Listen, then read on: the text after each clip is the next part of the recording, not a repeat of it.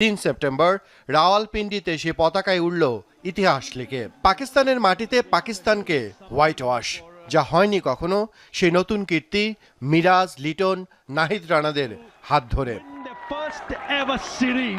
185 রানের লক্ষ্যটা টাইগাররা পঞ্চম দিনে স্পর্শ করল মধ্যাহ্ন বিরতির পরেই। দেশের বাইরে তৃতীয় সিরিজ আর দ্বিতীয়বারের মতো হোয়াইট ওয়াশের স্বাদ পেল বাংলাদেশ। রশিদ লতিফ বলেছিলেন বৃষ্টি নাকি সিরিজটা বাঁচাতে পারে শান্তদের, অথচ পঞ্চম দিনে আকাশের কালো মেঘ উল্টো বন্ধু হতে এসেছিল পাকিস্তানের। সে মেঘ সরিয়ে সাদমানা জাকির শুরুর সময়টা সামলেছেন বেশ, তবে জাকির 40 রানে ফিরলে প্রথম উইকেটের পতন। আরেক ওপেনার সাদমানও একই পথে, তবে শঙ্কার মেঘকে বৃষ্টি হতে দেননি নাজমুল শান্ত এবং মুমিনুল হকের 50 জুটি। শান্ত যখন 38 রানে ফিরলেন, জয় তখন হাতে